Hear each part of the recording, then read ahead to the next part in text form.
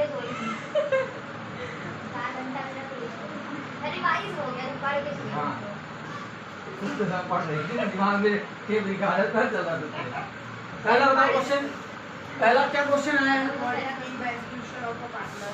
What What is meant by exclusion? कि क्या लिखा है exclusion? एक्सपेरिमेंट गलत लिखा है। गलत समझ में आ जाएगा ना बोल बताया रिटायरमेंट में राज्य जमीन की लगे दी आपके नोट्स नहीं दिखे आज। पता नहीं कौन दे गया ऐसा सही कोई ले गया। कौन ले गया? 2022 के पेपर में देखो ना, पेपर ऊपर से होगा पेपर पहले ले जाओ अध्ययन में होगा 22 का।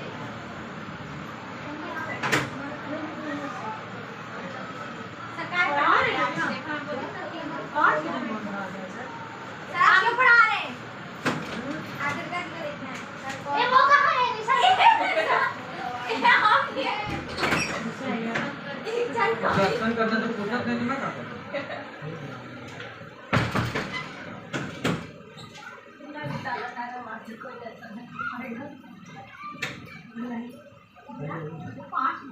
सर 2 दिन की छुट्टी दिए रहे हैं।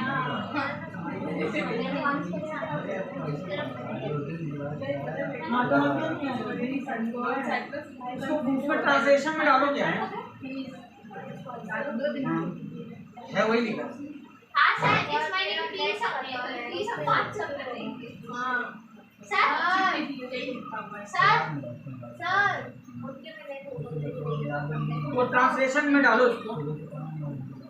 सुन ले भाई पहले गूगल ट्रांसलेट में डालो। क्या डाला sir? EXPL sorry EXPUL SIU तो ये क्वेश्चन है क्या? EX नहीं तो तुम लोग हो गए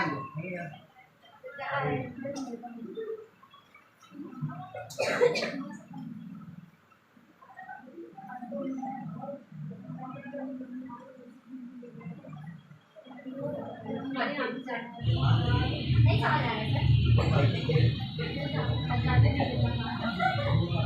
आई जैसा नहीं आई क्वेश्चन मतलब पढ़ना है स्कूल को उसका बड़ा अच्छा अजीब वर्ड है बोलो समझ में नहीं आएगा बेटा डालो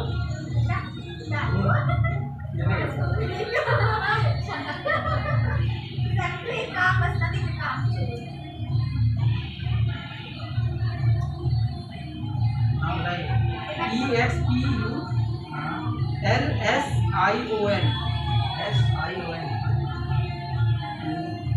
मेरा ऐसा कुछ निष्कासन क्या हो रहा है वैसे बोलो बड़ा कठिन है पढ़ा निष्कासन मतलब ये लिखा है किसी भी पार्टनर को फर्म से क्यों भगा देना शुद्ध भाषा में बोलो भगा देना है ना तो क्यों इसके क्या reason what do mean by the पहली मीनिंग हो गया when any partner do the unfavourable activity regarding the partnership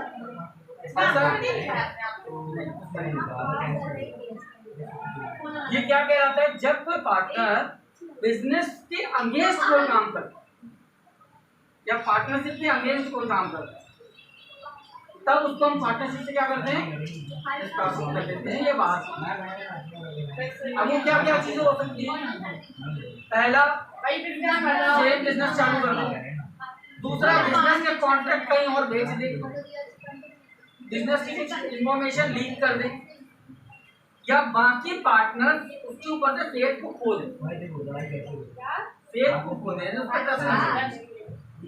ये कुछ ऐसे रीजन हैं ये ऐसे रीजन हैं जिसकी वजह से किसी भी पार्टनर को फर्म से बाहर किया जा सकता है उसको वर्ड लिख लेना उस वर्ड के ऊपर इसका मतलब क्या है या जैसे सिंपल लैंग्वेज है फायर फ्रॉम द बिजनेस या through out from the business business से बाहर भेज दिया हिंदी में बड़ा कठिन शब्द है इसलिए बच्चों में बोल नहीं पा रहा निष्कासन यानी बिजनेस से भगाना निष्कासित करना बोलना के स्कूल में ना बदमाशी के टीसी पकड़ा दे तो टीसी पकड़ाए जाने के क्या कारण सर मैं बताती हूँ सर, मेरे को पता है मेरी क्लास अभी अभी एक लड़की हो गई थी, बताती हूँ। जब वो बच्चा टीचर से बदतमीजी करे, हाँ, और जब वो लड़ाई करे, एक लड़की दूसरे लड़की के बाल खींच के मारे, ये कारण है भगाने के।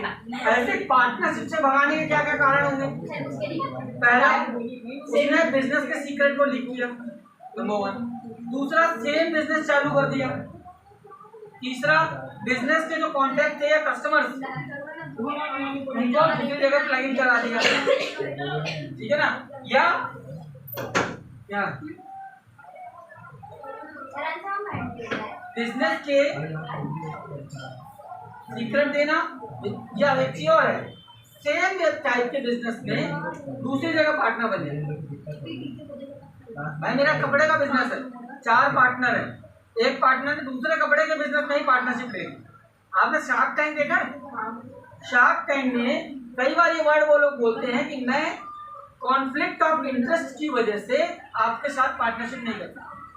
कॉन्फ्लिक्ट ऑफ इंटरेस्ट का मतलब सेम टाइम के बिजनेस में मेरा ऑलरेडी इन्वेस्टमेंट है, मैं दोबारा उसी टाइप के बिजनेस में इन्वेस्टमेंट नहीं कर सकती, अदरवाइज वहां से मेरे क्लैशिंग पैदा हो जाएंगे और वहां से मुझे बात पैसों लेने में कौन करता है?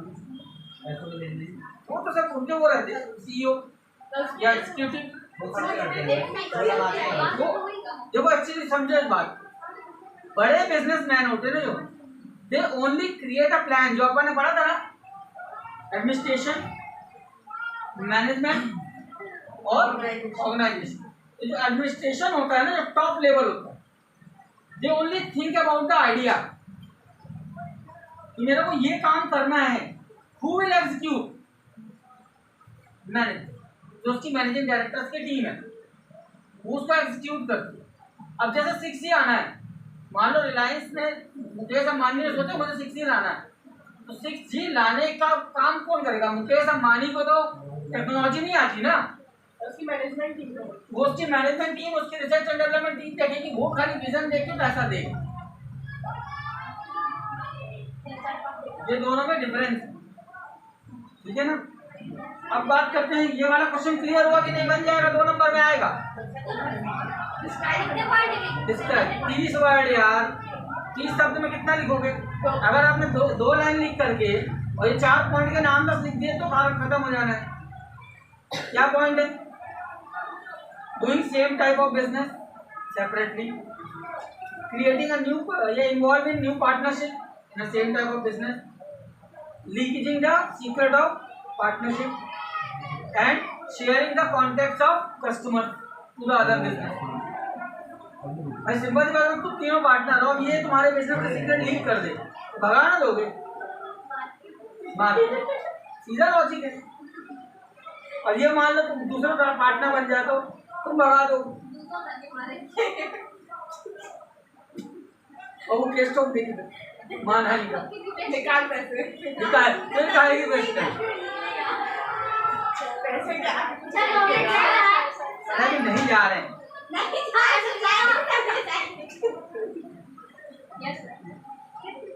अब ये इम्पोर्टेंट क्वेश्चन है, इस एक क्वेश्चन में आगे के 4-6 क्वेश्चन इन्वॉल्व हो जाए। What are the circumstances on retirement of partner? कौन कौन से कारण है जिसकी वजह से कोई भी पार्टनर बिजनेस से रिटायर हो या उसको हटाया जाता? तो क्या क्या रीजन है ना, इस तरह से नहीं बोलो। हेल्थ इश्यू रीजन है, बट एक सीक्वेंस का ध्यान दो। तो मुझे मालूम वो सीक्वेंस याद नहीं रहेगा, पर पॉइंट दिमाग में सेट हो जाएंगे।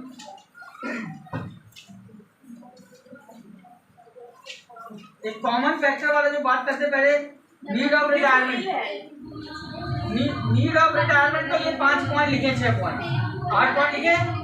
Due to old age, page number 202 में टॉप पे ओल्ड एज होगी तो रिटायर होगा बंदा। Reason ill health, next mutual और प्रिंसिपल डिफरेंसेस, यानी हम दोनों का अभी तक तो लग रहा था कि यार चलो सेम टाइप का बिजनेस चलो करते था, बाद में तुम्हारा इंटरेस्ट चेंज हो गया या मेरा इंटरेस्ट चेंज हो गया, अब मेरे को उस तरह काम में पार्टिसिपेट ही नहीं करना। मान लो हम दोनों ने मिलके कंस्ट्रक्शन का काम चालू किया तीनों ने, अब मेरा इंटरेस्ट कंस्ट्रक्शन बिजनेस से हट गया, मैं क्या करूंगा? बिजनेस से रिटायर हो जाऊंगा।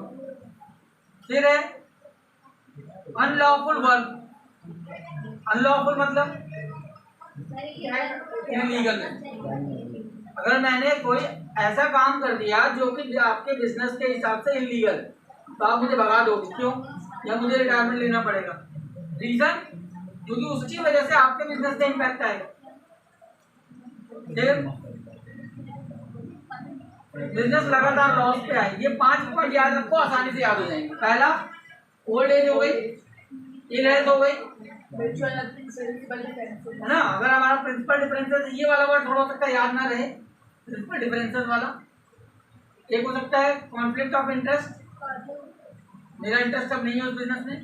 एक और है परमानेंट डिसेबिलिटी, इल हेल्थ का ही पार्ट है, बीमार रह रहा हूँ इस कारण से नहीं हो सकता, या परमानेंट डिसेबल हो गया। जैसे कुछ लोग होते हैं ना कोमा में चले गए,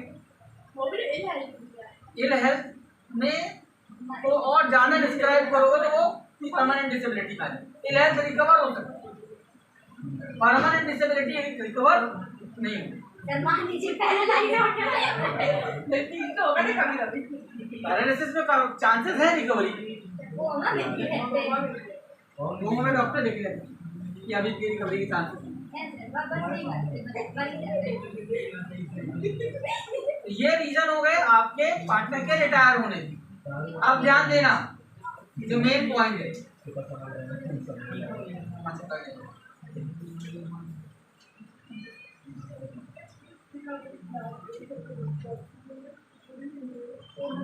ये अपन ने पढ़ा है रिटायरमेंट ऑफ पार्टनर।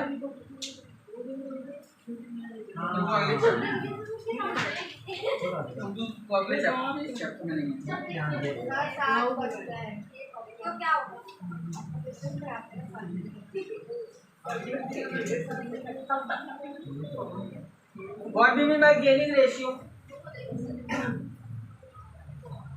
अपन ने उसमें पढ़ा था रिकॉन्स्टिट्यूशन ऑफ पार्टनरशिप फॉर्म में, चैप्टर नंबर 2।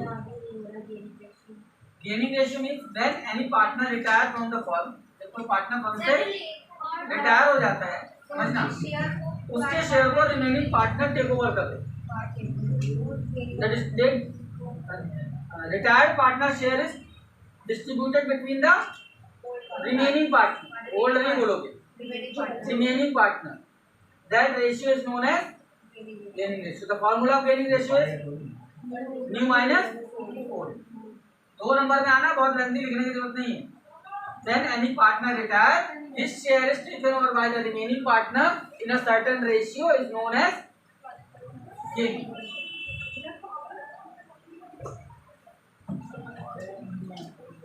अच्छा ये बताओ, how to calculate the amount payable to retired partner or death partner? ये important question है, most of the chances ये question आता है। How to calculate the amount payable to retired partner or death partner? किसी भी partner के retire होने पे या उसकी डेथ होने पे उसको जो अमाउंट दिया जाएगा वो कैसे कैलकुलेट होगा? ध्यान से समझना, कैसे याद होगा तुम लोगों को।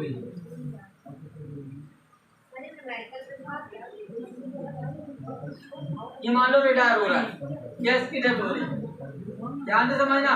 इसको टेबल के फॉर्म में नहीं लिखना है, इसको आपको लिखना है पॉइंट के फॉर्म में। तो लिखना है amount payable to retired partner is calculated in the following manner. इस तरह से कैलकुलेट होगा। First, amount debited to his capital account. पहला हेडिंग क्या बना? अमाउंट, ये हेडिंग है। क्या क्या हम उसको debit side, sorry amount credited, हम उसको क्रेडिट में क्या क्या देते हैं। पहला,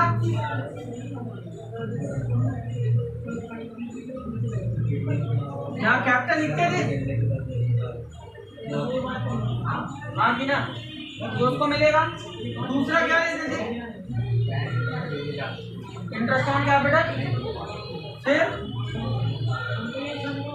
salary, goodwill, commission, profit and loss, revaluation, profit and loss,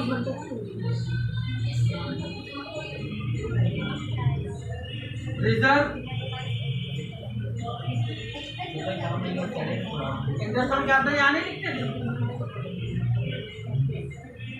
अभी एडमिशन वाला चैप्टर देखना, तुमने इंटरेस्ट ऑन कैपिटल यहाँ लिखा। किसी भी पार्टनर की डेथ होगी या रिटायर होगा, दोनों केस में यही चीज लगानी है, कैपिटल देंगे। ये पॉइंट बन गया इसलिए ऐसा बनाया मैंने, क्योंकि आपने ये 2 चैप्टर ऑलरेडी लगाए हैं, न्यूमेरिकल की थ्योरी बना रहे हैं। किसी भी पार्टनर के रिटायर होने पर या उसकी डेथ होने पे हम उसे क्या देते हैं? सबसे पहले capital, interest on capital, salary, commission, goodwill, profit and loss, revaluation, जो रिवैल्यूएशन में प्रॉफिट एंड लॉस आता है वो भी देते हैं, रिजर्व, जितने भी रिजर्व होते हैं ये हम उसके अकाउंट में प्लस करते हैं, ये उसको मिलेगा। माइनस 2 चीज करते थे, क्या क्या माइनस करते हैं?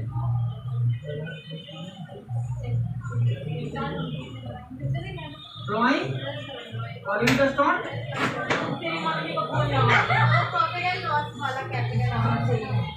हाँ यहाँ पे प्रॉफिट एंड लॉस का लॉस, यहाँ प्रॉफिट एंड लॉस का प्रॉफिट, यहाँ रिवैल्यूएशन का लॉस लिख दो, सेम चीज। अब मेरी बात ध्यान से समझना, ये लिखा अमाउंट डेबिट टू, जो आपने कर दिए।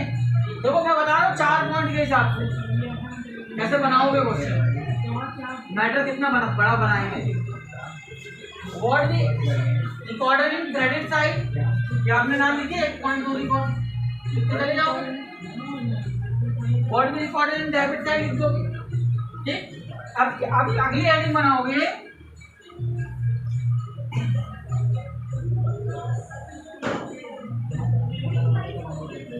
अमाउंट कैलकुलेशन या कैलकुलेशन ऑफ अमाउंट टेबल। अब उसको अमाउंट कैसे देंगे, कैसे निकालते थे ये बताओ? इसका टोटल करते थे, इसका टोटल करते थे, माइनस करके क्या लिख देते थे? कैश या बैंक या बैलेंस लोन, 3 नाम लिखते थे। अपन ये कैसे किया, क्या लिखेंगे यहाँ पे? Total the both side, subtract it and write down if you have sufficient cash, pay by cash or bank, or if you don't have sufficient cash, transfer to loan. अगर हमारे पास बिजनेस में पैसा नहीं है तो जितना पैसा हमको उसको देना है उसके नाम से लोन का अकाउंट बना देंगे और उसको इंटरेस्ट देंगे, फ्यूचर में पेमेंट कर देंगे जब पैसा होगा। तो देखो मैं वो किस हिसाब से बता रहा हूँ, मैं किस हिसाब से बता रहा हूँ कि 4 नंबर में कैसे लिखोगे। The following method is followed, heading लिख रहे हैं, the following method is followed on calculation of retire और डेथ पार्टनर अमाउंट पेबल, या amount payable to retire and death partner. First amount या items recorded to credit side. Following items are recorded in credit side of retired partner या debt partner capital account. 5 नाम लिखिए पूरे। Amount या item recorded in credit side of capital account. Sorry, debit side. Drawing, interest on drawing, profit and loss का loss, revaluation का loss. लिख दिया।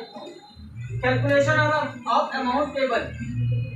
Total the debit side and credit side, subtract debit from credit। अब देखो मैंने घुमा दिया पिछली बार मैंने क्या बोला था? Total the both side and find out the difference and write down cash, bank और loan। ये मैंने पिछली बार बोला था। अभी मैंने क्या बोल दिया थोड़ा बड़ा करने के लिए? Total the debit side, total the credit side, subtract it and write down as cash or bank if you have cash, or write loan if you don't have sufficient cash. ये हो गया, ये हुआ 3 नंबर। 3 एडिंग हुई ना, 1 2 चौथा, following account is prepare, format बना देंगे। मैं ये नहीं कह रहा हूँ सारे आइटम याद रहेंगे एग्जाम में, पर फिर भी आपको मान के चल रहा हूँ मैं, इसमें 10 आइटम अगर है टोटल 12, तो अगर 4 इधर याद है, 2 टोटल याद, ये तो याद ही रहेंगे। और अगर ये याद आ गए तो ये अपने आप याद आ जाएंगे। एक दो बार प्रैक्टिस करोगे इसी बन जाएगी। ये वो क्वेश्चन है जो इसके ज्यादातर चांसेस रहते हैं आने कि रिटायर्ड पार्टनर या डेथ पार्टनर के केस में अमाउंट कैसे कैलकुलेट होगा। क्रेडिट साइड में क्या क्या आइटम आएगा, डेबिट साइड में क्या क्या आइटम आएगा, दोनों को माइनस करके जो डिफरेंस आएगा, और लास्ट हो गया फॉर्मेट। चलेगा?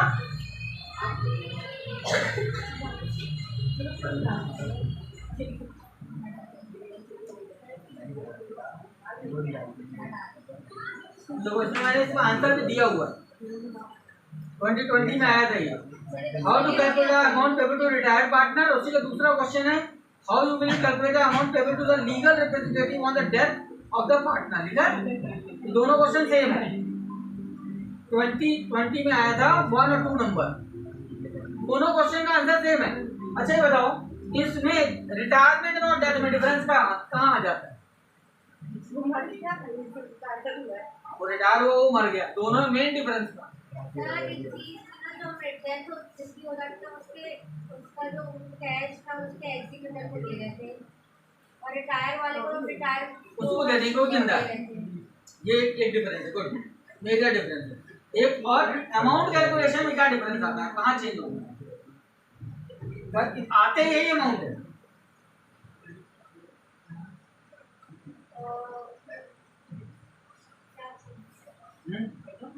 जब निकल आएगा तो भले पड़ेगा, ध्यान देना।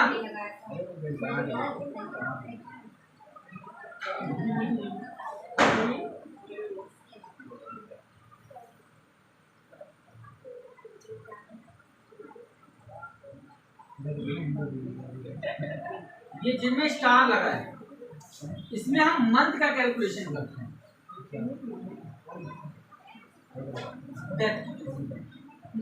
क्योंकि रिटायरमेंट की डेट फिक्स हो सकती है कि मैं इस डेट पे निकल जाऊंगा बिजनेस। हो सकता है मंथ का कैलकुलेशन ना करना पड़े, वो बोले मैं 1 अप्रैल को जा रहा हूँ, अगले साल से मैं धंधे में नहीं। हो सकता है कि साल के अंत से मैं बिजनेस से बाहर, ठीक है ना। लेकिन डेथ में फिक्स नहीं, और 20 साल में टपक गया 6 महीने बाद, 4 महीने बाद, तो उसको इंटरेस्ट ऑन कैपिटल 4 महीने का मिलेगा, सैलरी 4 महीने की मिलेगी, जितने महीने वो काम किया, कमीशन 4 महीने का मिलेगा। गुडविल क्योंकि होती पुरानी, गुडविल क्या होती है, ओल्ड, वो पुराना है तो पुराना पूरा मिलेगा। प्रॉफिट एंड लॉस जितने महीने उसने काम किया उतने महीने का मिलेगा। इंटरेस्ट ऑन ड्रॉइंग 4 महीने का 4 महीने। ये 5 आइटम है, 1 2 3 4 5। ये 5 आइटम जो है जो कि सामने वाले को हम मंथ के हिसाब से देंगे eight the time of death. बात समझ में आ रही है? मैंने लिखवाया हुआ, आपकी बुक में लिखवाया था मैंने, बुक में लिख लो।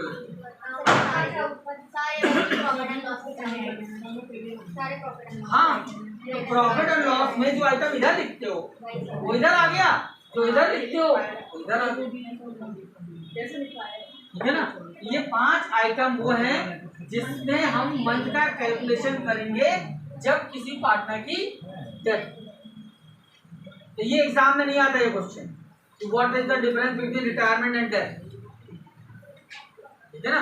बट आपको ये पॉइंट, आपको ये तो मालूम है ना, how to calculate amount payable to the retired partner आ जाए, या how to calculate amount payable to the death partner आ जाए, या आ जाए how to calculate the amount paid to the legal representative of death partner. तीनों question का मतलब एक ही है। पार्टनर के जाने वाले का अमाउंट कैसे निकालोगे, पार्टनर के ऊपर जाने वाले का कैसे निकालोगे, और ऊपर जाने वाले के लड़के को पैसे क्या देना है ये कैसे निकालोगे। तीनों बातें सेम, सिर्फ फर्क कहाँ आता है रिटायरमेंट और डेथ में, डेट। सर अगर उसका लड़का ही नहीं होगा तो फिर क्या करेंगे? कौनो हो ही, इसीलिए वर्ड ये नहीं बोला गया सन ऑफ डेथ पार्टनर, नहीं गई ना।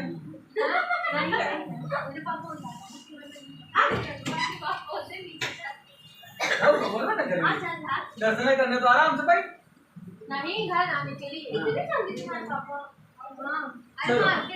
Amount payable to the death partner clear, amount payable to the legal representative clear, amount paid to retired partner, तीनों में सेम चीज, क्योंकि आएगा कोई एक, तीनों ना आएंगे, ठीक है ना।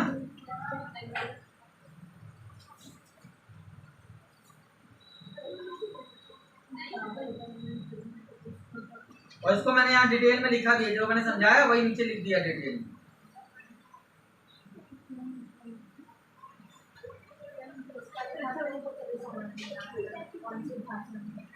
डिस्क्राइब कर दिया ना, तो जैसे इसमें मैंने क्या डिस्क्राइब किया, लाइन डिस्क्राइब की ना। अब मैंने यहाँ तो शॉर्ट में लाइन बताई, अब जैसे यहाँ पे मैंने 4 पॉइंट बताया था ना, इन्हीं 4 पॉइंट को देखो मैंने कैसे थोड़ा सा बड़ा कर दिया। अब मैंने नहीं किया, जो गूगल बाबा ने बताया उठा के चिपका दिया।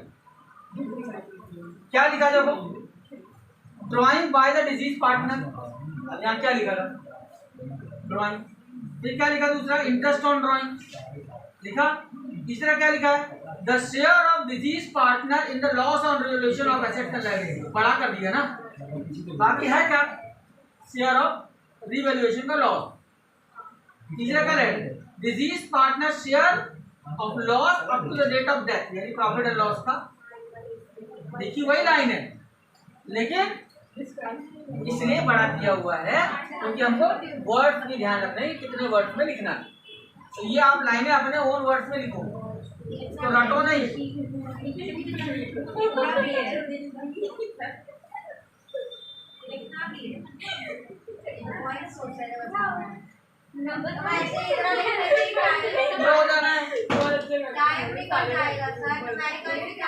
चलिए न्यूमेरिकल नंबर टिक करिए, न्यूमेरिकल टिक करिए बुक में। अरे जी न्यूमेरिकल टिक करो जल्दी से, बोल रहा हूँ। रिटायरमेंट में कौन कौन से क्वेश्चन पढ़ने हैं,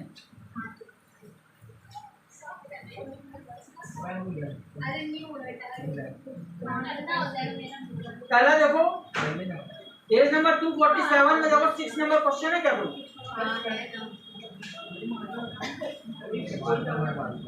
है ना। क्या होता है कई बार नहीं बुक हो जाती तो पन्ने आगे पीछे चले जाते हैं। पेज नंबर 247 क्वेश्चन नंबर 6, नया रेशियो निकालने को बताया होगा, गेनिंग रेशियो निकालने।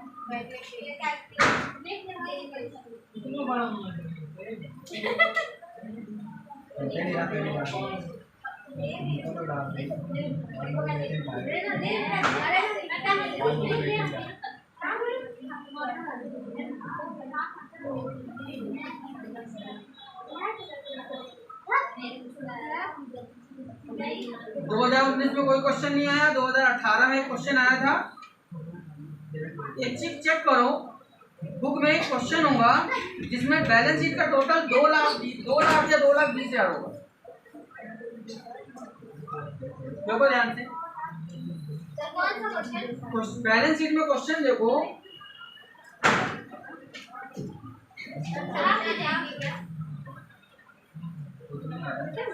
बैलेंस शीट का टोटल 2 लाख आया होगा, बैलेंस शीट का टोटल 2 लाख होगा, ऐसा क्वेश्चन। या एग्जांपल में देखना 2 लाख या 1 लाख देख लेना, हो सकता है 1 लाख है। देखो क्वेश्चन क्या वैल्यू बताना, ABC 3 पार्टनर है, हाँ ठीक है। कैपिटल क्या दी है इनकी, 24, 20 और 16।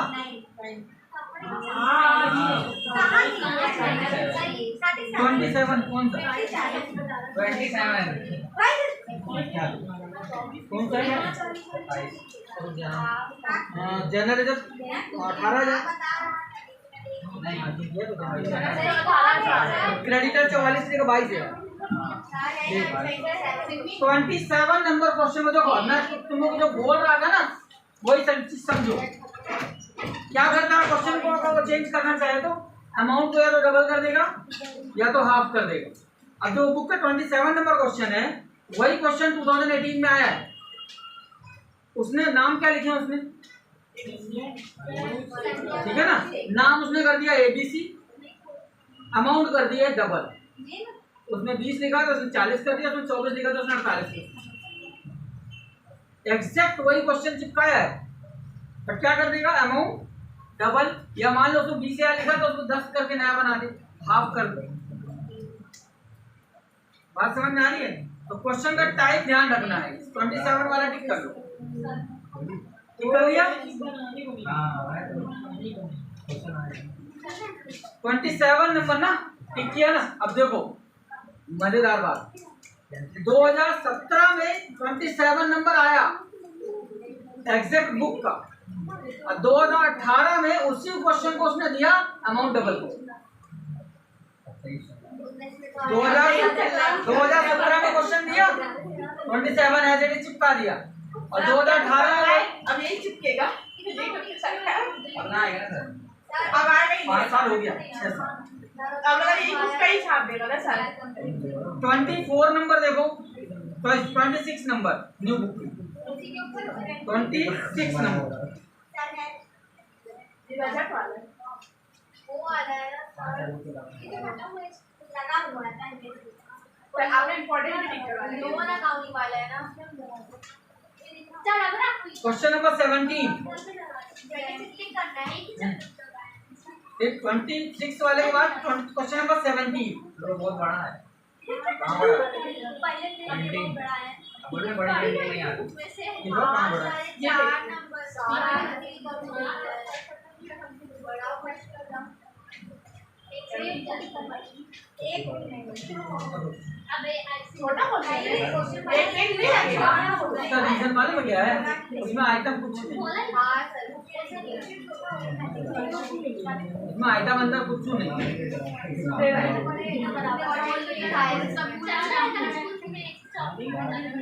ये इतने क्वेश्चन आए केवल न्यूमेरिकल में।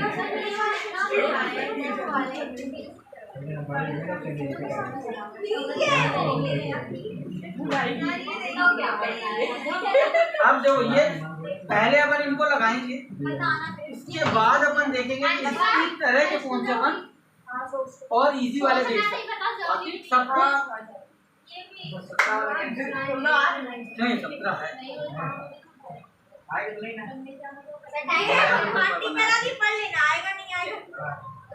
एक चीज बताओ, इतने सारे क्वेश्चन तो मैं वैसे कटवा दे रहा हूँ, अब उसमें भी मैं ये श्योरिटी दे दूँ कि छपेगा कि ना छपेगा, तो ऐसे तो हो नहीं सकता। देखो अपन केवल पैटर्न को क्रैक अगर कर ले तो एग्जाम क्रैक हो जाए। पैटर्न का ही लफड़ा है पूरा।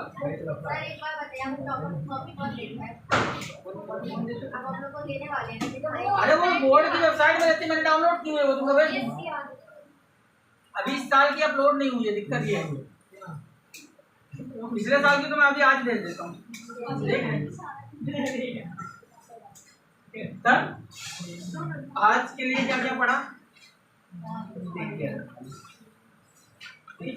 आगे बात की दफा है।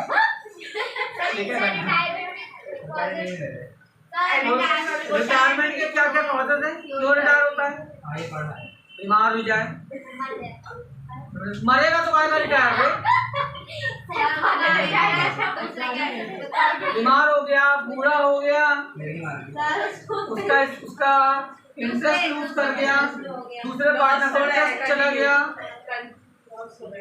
बिजनेस में लगातार नुकसान हो रहा है, वो छोड़ के चला गया, अनलॉफुल बिजनेस करने लगा, या अनलॉफुल एक्टिविटी में आ गया, ये गद्दारी कर गया।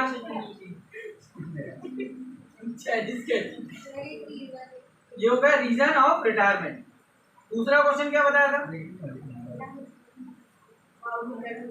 मिट गया है। हाँ, वो तो एडमिशन में पढ़ा। रिटायर्ड होने वाले पार्टनर या डेथ पार्टनर को क्या मिलेगा, उसका अमाउंट कैसे कैलकुलेट करेंगे। 3 स्टेप में बताया था।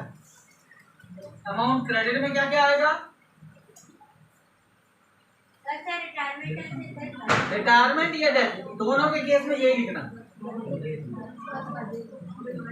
बहुत अगर आपको थोड़ा सा डिफाइन करना डिटेल में तो लास्ट में नीचे क्या लिख सकते हो, eight the time of retirement of partner monthly calculation is needed.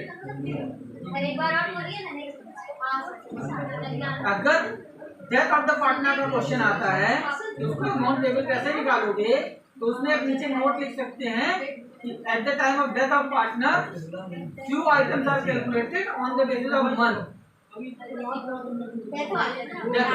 Retirement में नहीं, डेथ में तो रिटायरमेंट में सीधा सीधा क्या क्या देते हैं, capital, interest on capital, salary, commission, goodwill, profit loss, reserve.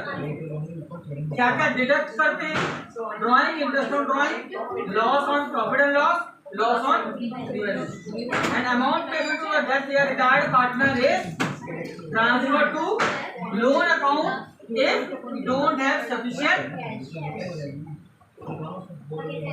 ठीक, अब ये लिख के प्रैक्टिस करना आपकी जिम्मेदारी।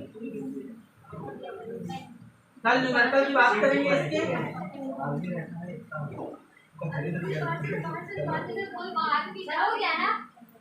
हाँ जी, धन्यवाद। बड़ा वाला धन्यवाद सर, कोई बात नहीं,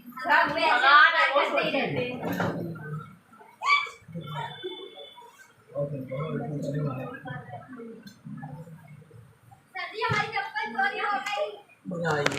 किसी का भला होगा, दुकानदार नई चप्पल बेचेगा कम से कम। नहीं सर, वो